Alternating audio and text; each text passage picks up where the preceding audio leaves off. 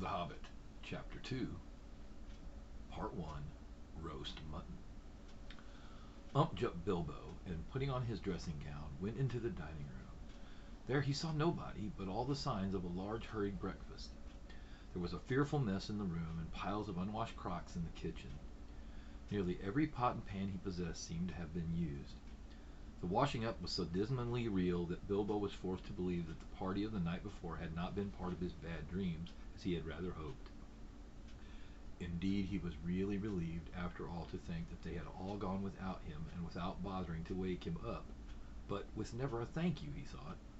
And yet, in a way, he could not help feeling just a trifle disappointed. The feeling surprised him. "Don't be a fool, Bilbo Baggins," he said to himself, thinking of dragons and all that outlandish nonsense at your age. So he put on an apron, lit fires, boiled water, and washed up. Then he had a nice little breakfast in the kitchen before turning out to the dining room. By the time the sun was shining and the front door was open, letting in warm spring breeze, Bilbo began to whistle loudly and to forget about the night before. In fact, he was just sitting down to a nice little second breakfast in the dining room by the open window when in walked Gandalf. My dear fellow," he said, "whenever are you going to come? What about your early start? And here you are having breakfast, or whatever you call it, at 10:30. They left you the message because they could not wait." "What message?" said poor Mr. Baggins in a fluster. "Great elephants," said Gandalf. "You are not at all yourself this morning. You have never dusted the mantelpiece." "What's that got to do with it? I've had enough to do with washing up for 14. "If you had dusted the mantelpiece, you would have found this just under the clock," said Gandalf, handing Bilbo a note, written, of course, on his own note paper. This is what he read: Thorin and Company to Burglar Bilbo, greeting. For your hospitality, our sincerest thanks, and for your offer of professional assistance, our grateful acceptance. Terms: cash on delivery up to and not exceeding 1/14 of total profits, if any. All traveling expenses guaranteed in any event. Funeral expenses to be defrayed by us or our representatives if occasion arises and the matter is not otherwise arranged for. Thinking it unnecessary to disturb your esteemed repose, we have proceeded in advance to make requisite preparations, and shall await your respected person at the Green Dragon Inn, Bywater, at 11 a.m. sharp. Trusting that you will be punctual, we have the honor to remain yours deeply, Thorin and Company. "That leaves you just 10 minutes. You will have to run," said Gandalf. "But," said Bilbo. "No time for it," said the wizard. "But," again said Bilbo. "No time for that either. Off you go." To the end of his days, Bilbo could never remember how he found himself outside without a hat, a walking stick, or any money, or anything that he usually took when he went out, leaving his second breakfast half finished and quite unwashed up, pushing his keys into Gandalf's hands and running as fast as the furry feet could carry him down the lane, past the great mill, across the water, and then off for a mile or more. Very puffed he was when he got to Bywater just on the stroke of 11 and found he had come without a pocket handkerchief. "Bravo," said Balin, who was standing at the door in looking out for him. Just then all the others came round the corner of the road from the village. They were on ponies, and each pony was slung about with all kinds of baggages, packages, parcels, and paraphernalia. There was a very small pony, apparently for Bilbo. "Up you two get, and off we go," said Thorin. "I'm awfully sorry," said Bilbo, "but I have come without my hat, and I have left my pocket handkerchief behind, and I haven't got any money. I didn't get your note until after 10:45, to be precise." "Oh, don't be precise," said Dwalin. "And don't worry. You will have to manage without your pocket handkerchiefs, and a good many other things, before you get to the journey's end. As for a hat, I have got a spare hood and cloak in my luggage." That's how they all came to start jogging off from the inn one fine morning just before May, on laden ponies, and Bilbo was wearing a dark green hood, a little weather stain, and a dark green cloak borrowed from Dwalin. They were too large for him, and he looked rather comic. What his father Bungo would have thought of him, I daren't think. His only comfort was he couldn't be mistaken for a dwarf, as he had no beard. They had not been riding very long when up came Gandalf, very splendid on a white horse. He had brought a lot of pocket handkerchiefs and Bilbo's pipe and tobacco, so after that the party went along very merrily, and they told stories and sang songs as they rode forward all day, except of course when they stopped for meals. These didn't come quite as often as Bilbo would have liked them, but still he began to feel that adventures were not so bad after all. At first he had passed through Hobbit's lands and wide, respectable country inhabited by decent folk, with good roads, an inn or two, and now and then a dwarf or a farmer ambling by on business. Then they came to lands where people spoke strangely and sang songs Bilbo had never heard before. Now they had gone on far into the lone lands, where there were no people left, no inns, and the roads grew steadily worse. Not far ahead were dreary hills rising higher and higher, dark with trees. On some of them were old castles with an evil look, as if they had been built by wicked people. Everything seemed gloomy, for the weather that day had taken a nasty turn. Mostly it had been good, as May can be, even in merry tales, but now it was cold and wet. In the lone lands they had been obliged to camp when they could, but at least it had been dry. To think it will soon be June, grumbled Bilbo, as he splashed along behind the others in the very muddy track. It was after tea time, it was pouring with rain, and had been all day. His hood was dripping into his eyes, his cloak was full of water. The pony was tired and stumbled on stones. The others were too grumpy to talk. And I'm sure the rain has got into the dry clothes and into the food bags, thought Bilbo. Bother burgling and everything to do with it. I wish I was at home in my nice hole by the fire, with the kettle just beginning to sing. It was not the last time that he wished that. Still the dwarves jogged on, never turning round or taking any notice of the hobbit. Somewhere behind the gray clouds the sun must have gone down, for it began to get dark as they went down into a deep valley with a river at the bottom. Wind got up and willows along its banks bent and sighed. Fortunately the road went over an ancient stone bridge, for the river, swollen with the rains, came rushing down from the hills and the mountains in the north. It was nearly night when they had crossed over. The wind broke up the gray clouds, and a wandering moon appeared above the hills between the flying rags. Then they stopped, and Thorin muttered something about supper, and where shall we get a dry patch to sleep on. Not until then did they notice Gandalf was missing. So far he had come all the way with them, never saying if he was in the adventure or merely keeping them company for a while. He had eaten most, talked most, and laughed most, but now he simply was not there at all. Just when a wizard would have been most useful too, groaned Dori and Nori, who shared the hobbits' views about regular meals plenty and often. They decided in the end that they would have to camp where they were. They moved to a clump of trees, and though it was drier under them, the wind shook the rain off the leaves, and the drip was most annoying. Also the mischief seemed to have gotten into the fire. Dwarves can make a fire almost anywhere out of almost anything, wind or no wind, but they could not do it that night, and not even Owen and Glowing were especially good at it. Then one of the ponies took fright at nothing and bolted. He got into the river before they could catch him, and before they could get him out, Feely and Keely were nearly drowned, and all the baggage that he carried was washed away off him. Of course it was mostly food, and there was mighty little left for supper and less for breakfast. There they all sat glum and wet, muttering, while Owen and Glowing went on trying to light the fire, and quarreling about it. Bilbo was sadly reflecting that adventures are not all pony rides in May sunshine, when Balin, who was always their lookout man, said, "There's a light over there." There was a hill some way off with trees on it, pretty thick in parts. Out of the dark mass of the trees they could see now a light shining, a reddish, comfortable-looking light, as it might be a fire or torches twinkling. When they had looked at it for some time, while they fell to arguing, someone said no, and some said yes. Some said they could but go and see, and anything was better than little supper, less breakfast, and wet clothes all night.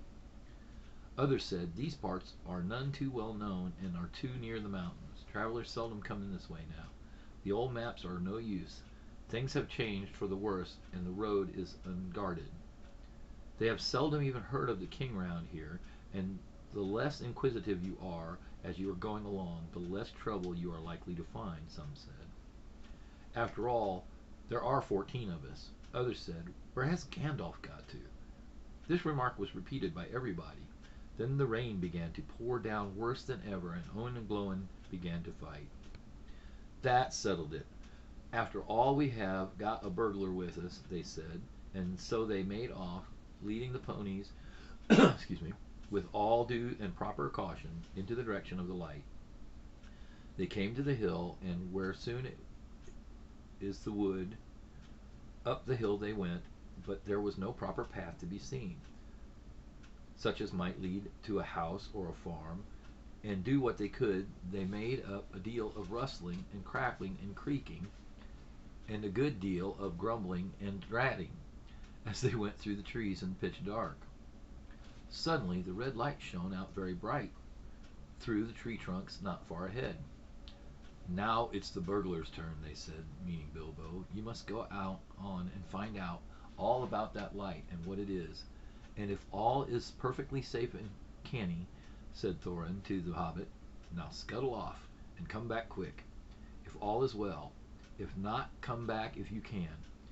If you can't, hoot twice like a barn owl, and once like a screech owl, and we will do what we can."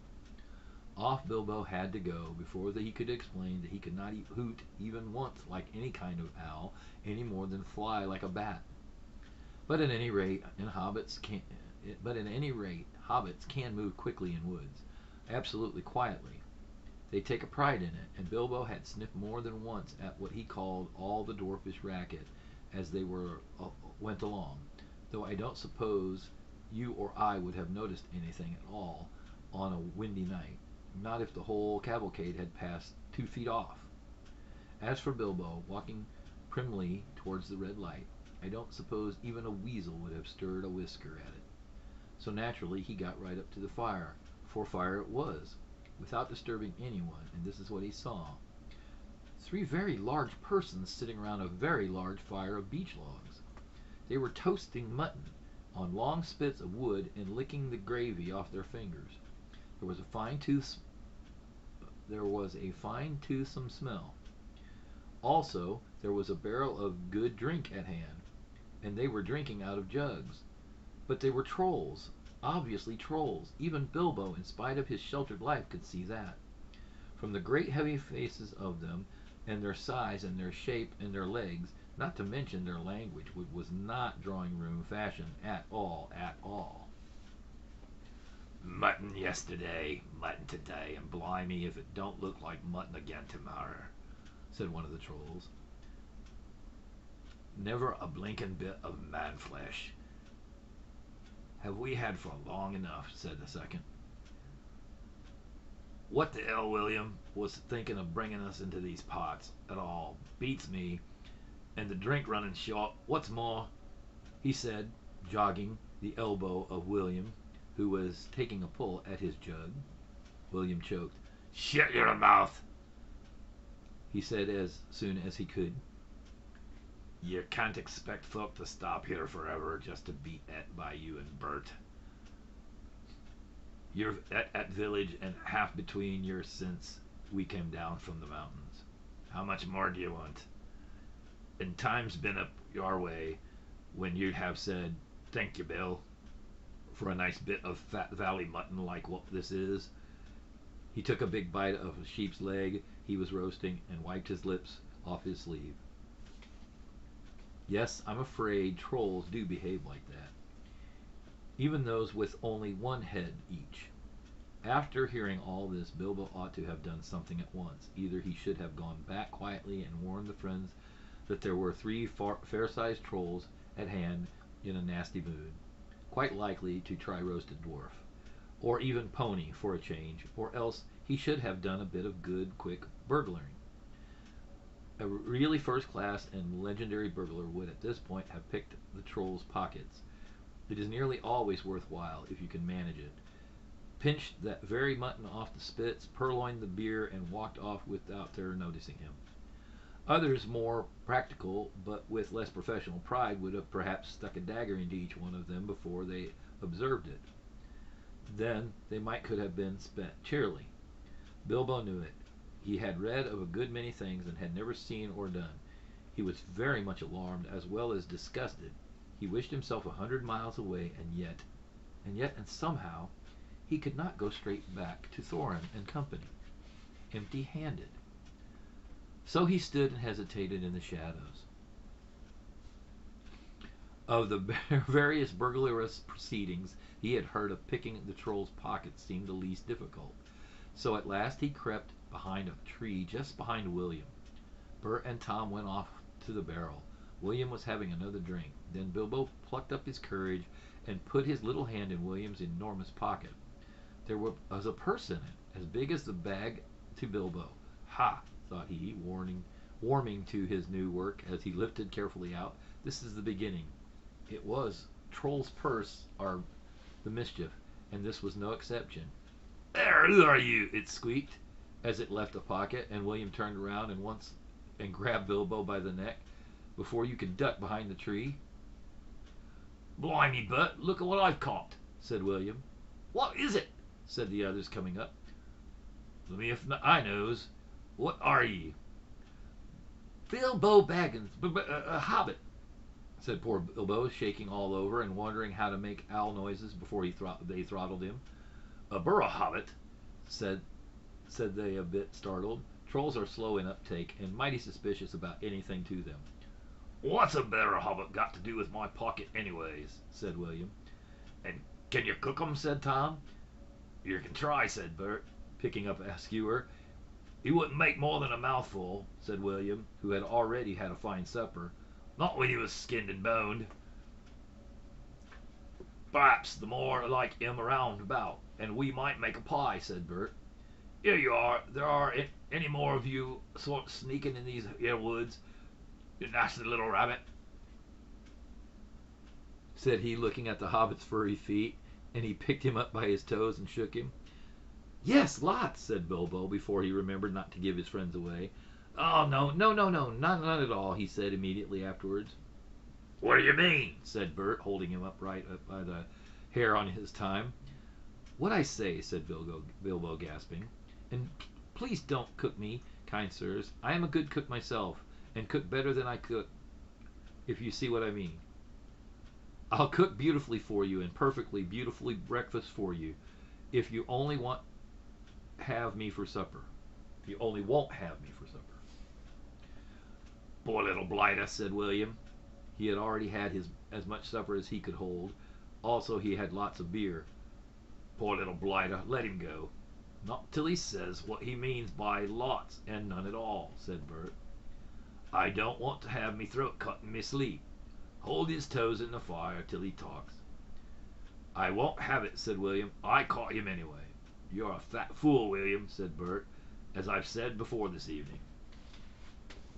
And you're a lout, and I won't take that from you, Bill Huggins, said Bert, and puts his fist in William's eye. Then there was a gorgeous row. Bilbo had just enough wits left when Bert dropped him to the ground to scramble out of their way of their feet before they were fighting like dogs and calling one another all sorts of perfectly true and applicable names in very loud voices.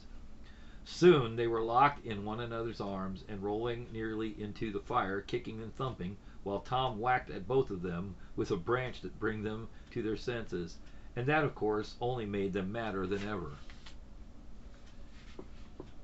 That would have been the time for Bilbo to have left, but his poor little feet had been very squashed in Bert's big paw, and he had no breath in his body, and his head was going round. So there he lay for a while, panting just outside the circle of firelight. Right in the middle of the fire came up Balin. The dwarves had heard noises from a distance, and after waiting for some time for Bilbo to come back, or to hoot like an owl, they started off one by one to creep towards the light as quietly as they could. No sooner did Tom see Balin come into the light than he gave an awful howl. Trolls simply detest the very sight of dwarves uncooked. Bert and Bill stopped fighting immediately and sat and a sack, Tom. Quick, they said, for before Balin, who was wondering where in all his commotion Bilbo was, knew what was happening. A sack was over his head, and he was down. "There's more to come yet," said Tom, "or I might mistook. Lots of none at all it is," said he. "No burrow hobbits, but lots of these here dwarves. There's about the shape of it." "I reckon you're right," said Bert, "and we'd best be getting out of the light." And so they did. With sacks in their hands that they used for carrying off mutton and other plunder, they waited in the shadows for each dwarf to come up and look at the fire and the spilled jugs and the gnawed mutton. In surprise, pop went a nasty, smelly sack over his head, and he was down. Soon Dwalin lay by Balin, and Fili and Kili together, Dorian, Nori, and Ori all in a heap, and Owen and Glowin, Buffer and Bumper piled comfortably near the fire. "That'll teach 'em," said Tom, for Buffer and Bomber had given a lot of trouble and fought like mad, as dwarves will when cornered. Thorin came last, and he was not caught unawares. He came expecting mischief, and didn't need to see his friend's legs sticking out of sacks to tell him that things were not all well. He stood outside in the shadows, some way off, and said, "What's all the trouble? Who's been knocking my people about?"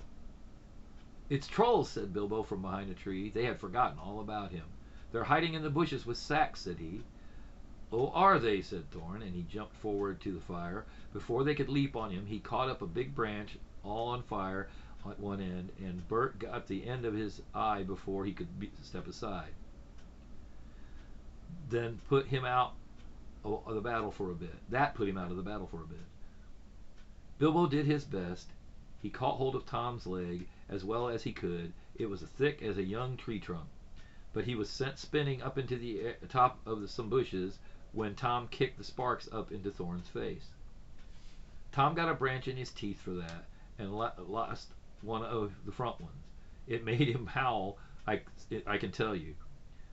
But just at that moment, William came up from behind and popped a sack right over Thorin's head and down to his toes, and so the fight ended. A nice pickle they were all in, and all neatly tied up in sacks, with 3 angry trolls and 2 with burns and bashes to remember sitting by them, arguing whether they should roast them slowly, or mince them fine and boil them, or just sit on them one by one and squash them into jelly, said Bilbo. And Bilbo, up in a bush, with his clothes and his skin torn, not daring to move for fear they should hear him. It was just then that Gandalf came back, but no one saw him. The trolls had decided to roast the dwarves and to eat them later.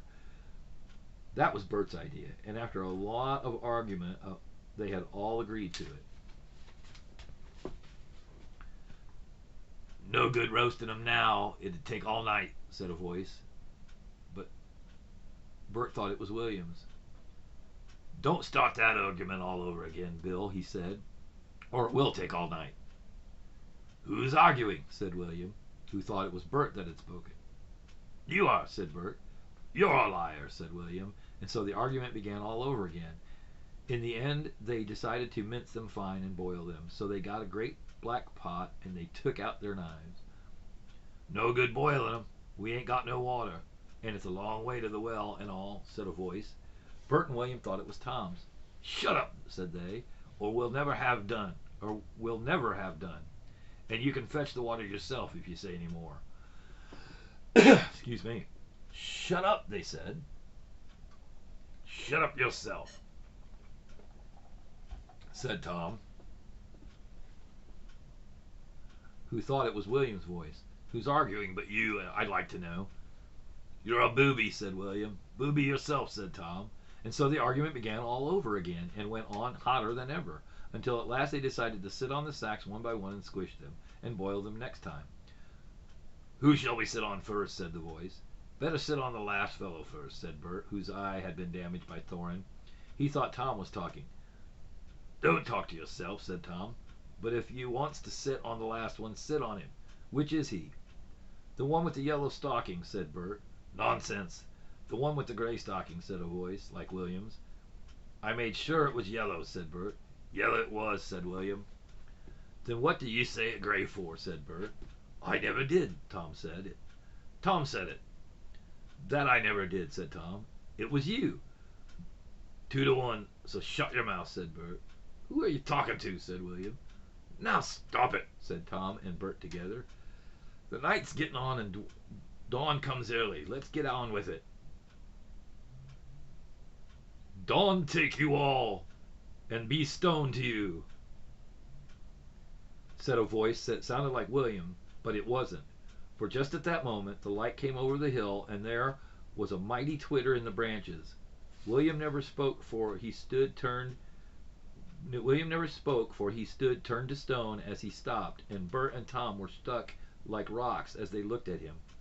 And there they stand to this day, all alone, unless the birds perch on them, for the trolls, as you probably know, must be underground before dawn, or they go back to the stuff of the mountains they are made of and never move again. This is what happened to Bert and Tom and William. End of part 1.